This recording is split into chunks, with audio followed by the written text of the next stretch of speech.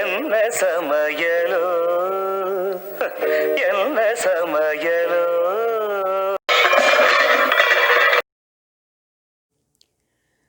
பிந்தி மசாலா பண்ணலாம். அதுக்கு 2 கப்பு வெண்டைக்காய் நல்லா பொடியாக நறுக்கி வச்சுட்டுருக்கேன். ரொம்ப பொடியாக இல்லை, ஓரளவு மீடியம் சைஸில். 3லேருந்து 4 ஸ்பூன் எண்ணெய், கொஞ்சம் பெருங்காயம்,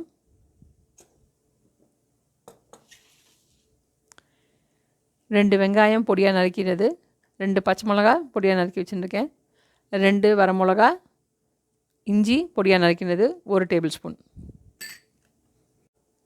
3 தக்காளியை நல்லா மிக்சியில் கிரைண்ட் பண்ணி எடுத்து வச்சுட்டுருக்கேன், கடுகு 1 டீஸ்பூன், தேவையான அளவுக்கு உப்பு, 1/2 டீஸ்பூன் மஞ்சப்பொடி, 1/2 டீஸ்பூன் மிளகாய் பொடி, 1/2 டீஸ்பூன் ஜீரகப்பொடி, 2 டீஸ்பூன் தனியா பொடி, 1 டீஸ்பூன் கரம் மசாலா. கடைசியாக கிரேவியில் போடுறதுக்கு 1/2 கப்பு தேங்காய் பால். கொஞ்சம் திக்காக இருந்தால் நல்லாயிருக்கும். முதல்ல வெண்டைக்காவை ஒரு 2 ஸ்பூன் எண்ணெய் போட்டு நல்லா வதக்கிக்கலாம். வெண்டைக்காவை வதக்கிக்கிறதுக்கு எண்ணெய் போட்டுக்கிறேன்.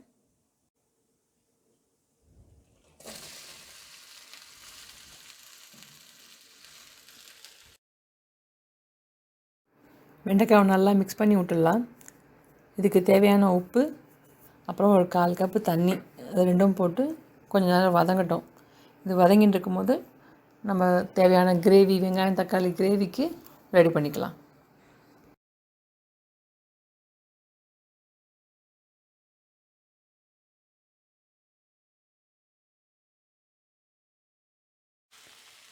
கிரேவிக்கு 2 ஸ்பூன் எண்ணெய் ஊற்றிக்கிறேன். எண்ணெய் காஞ்சிடுத்து. இப்போ கடுகு போட்டுடலாம்.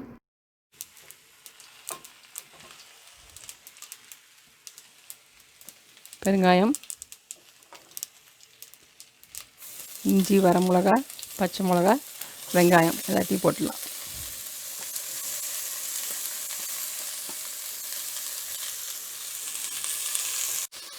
வெங்காயம் வதங்கிறதுக்கு கொஞ்சோண்டு உப்பு போட்டுக்கிறேன்.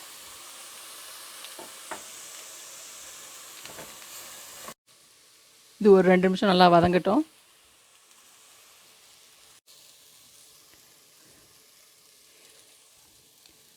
இப்போ இது கொஞ்சம் கொஞ்சம் மசாலா பொடியெல்லாம் போட்டுடலாம்.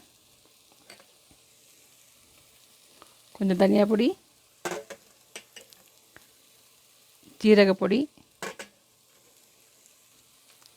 கொஞ்சம் மஞ்சப்பொடி, கொஞ்சம் மிளகாய் பொடி. அப்புறம் வெண்டைக்காவை போட்டு பண்ணும்போது திருப்பி பாக்கி கொஞ்சம் போட்டுக்கலாம். முதல்ல எல்லா பொடியும் நம்ம ஃபஸ்ட்டே போட வேண்டாம். இது வதங்கினதுக்கப்புறமா நம்ம தக்காளி அரைச்சி வச்சுருக்கிறத இப்போ இதோட சேர்த்துடலாம். போட்டிருக்கிற மஞ்சப்பொடி, மிளகாய் பொடியெல்லாம் இந்த எண்ணெயில் லைட்டாக வதக்கிக்கலாம். அடுப்பு கொஞ்சம் சின்னதாக இருக்கட்டும், இல்லாட்டி தீஞ்சு போயிடும். இப்போ வச்சுருக்கிற தக்காளி விழுதை சேர்த்து நல்லா மிக்ஸ் பண்ணி விட்டுடலாம். ஒரு 1/4 கப்பு தண்ணி ஊற்றி இதை கொஞ்சம் நேரம் குக் பண்ண விட்டுடலாம். ஒரு தட்டு வச்சு மூடிட்டு ஒரு 5 நிமிஷம் ஆகட்டும். வெண்டைக்காவை அப்போ பார்த்துக்கலாம். இப்போ கொஞ்சம் கலரி விட்டேன். இன்னும் கொஞ்சம் வேகட்டும். ரொம்ப ஃபுல்லாக வதங்கணும்னு இல்லை, இன்னும் கொஞ்சம் வதங்கட்டும். அதுக்கப்புறம் நம்ம அந்த கிரேவியில் போட்டு அந்த கிரேவியோடு சேர்ந்து இதுவும் குக் ஆகணும். அதனால் ஃபுல்லாக வதக்கிட வேண்டாம். 3/4 பதத்துக்கு வெந்தால் போதும்.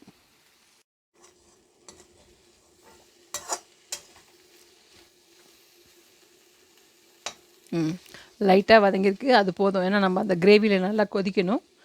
உங்களுக்கு இந்த வெண்டைக்காவை இந்த மாதிரி வதக்க வேண்டானாலும் நீங்கள் எண்ணெயில் ஃப்ரை பண்ணி கூட அதில் சேர்த்துக்கலாம்.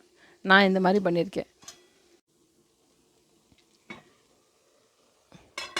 இந்த மிக்சர் ஒரு 5 நிமிஷம் நல்லா கொதிச்சிடுத்து. இப்போ இதோட வதங்கின வெண்டைக்காவை இதில் சேர்த்துடலாம்.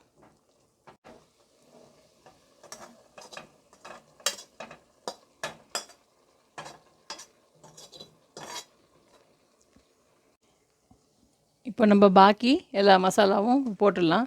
கரம் மசாலா வந்து இன்னும் கொஞ்சம் நேரம் கழிச்சு கடைசியாக போட்டுக்கலாம். மற்றபடி பாக்கி எல்லாம் தனியா பொடி, ஜீரகப்பொடி, மிளகாய் பொடி, மஞ்சள் பொடி எல்லாத்தையும் இப்போ போட்டுடலாம்.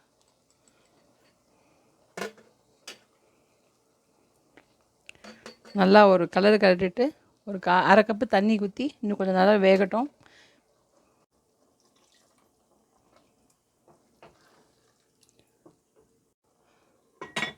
ஒரு 5 நிமிஷம் நல்லா கொதிக்கிட்டோம். அது நல்லா குக் ஆகிடுது. வெண்டைக்காய் எப்படி இருக்குன்னு செக் பண்ணிக்கலாம். நல்லா வெந்துடுது. இப்போ வந்து நம்ம கரம் மசாலா போட்டுடலாம்.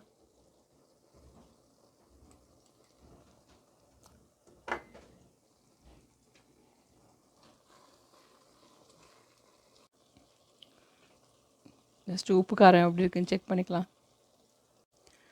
நான் இன்னும் ஒரு 1/4 ஸ்பூன் உப்பு போட்டுக்கிறேன். இன்னும் கொஞ்சம் மிளகா பொடி இன்னும் துளி போட்டுக்கிறோக்கா, அதுவும் ஒரு 1/4 ஸ்பூன் போட்டுக்கிறது போதும்.